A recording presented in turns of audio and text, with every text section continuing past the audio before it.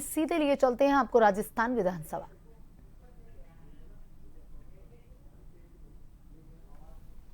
कि प्रदेश में जिस प्रकार से बजरी का अवैध खनन हो रहा है और आए दिन जो घटनाएं घट रही हैं, लेकिन डबल इंजन की सरकार गहरी सांस लेकर कुंभकर्णी नींद के अंदर सो रही है।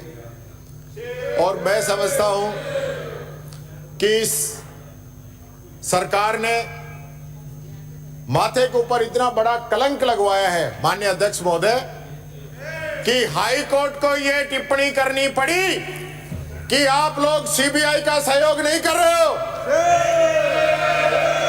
और यही नहीं, अगर आप लोगों से अवैध खनन नहीं समझ सकता तो सीआरपीएफ लगा दो या अन्य राज्यों की मदद ले लो।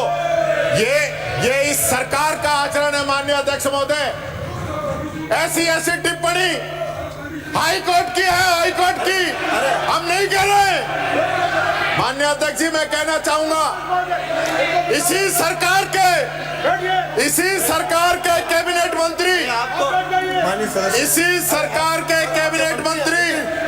अपनी सरकार के ऊपर आरोप लगा रहे हैं कि रोजाना 1 करोड़ की अवैध बजरी चोरी हो रही है।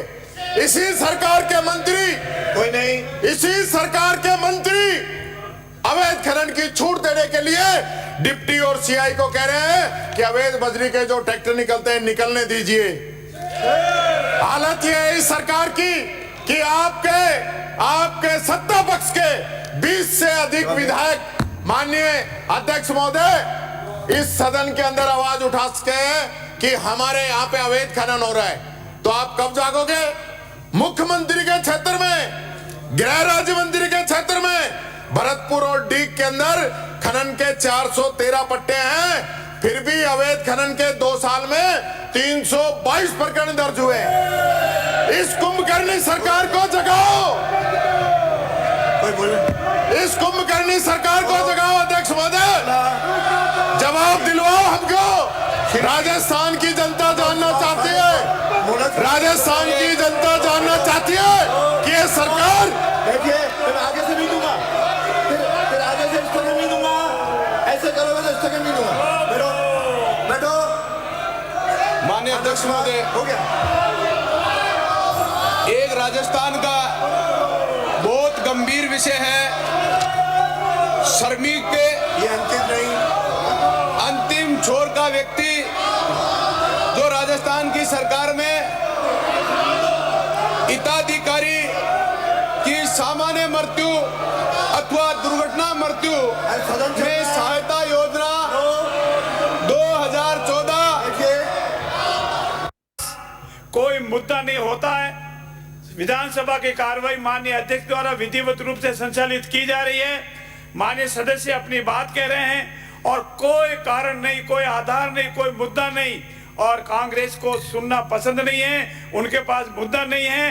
अंतरकलह से जूझ रही कांग्रेस एक दूसरे को इशारा में आज मेरे साथ कितने बार निकलते हैं और दूसरे के साथ कितने बार निकलते हैं। इसीलिए हम कांग्रेस निदेशक की घोर निंदा करते हैं। बिना किसी आधार के वो सदन से वॉकआउट कर गए हैं। माननीय अध्यक्ष महोदय, जिस पार्टी के राज के अंदर अवैध बजरी के खनन होता था, पुलिस पिटती थी, खनन माफिया हावी होते थे, सीएम मुहिमती बना दिए गए थे, वो हम पर आरोप लगावे अपने घर में और फिर जाकर देखे कांच के मकान में रहने वाले पत्थर नहीं फेंक सकते। हम उनकी निंदा करते हैं। नहीं बोलेंगे, चुपचाप बैठो।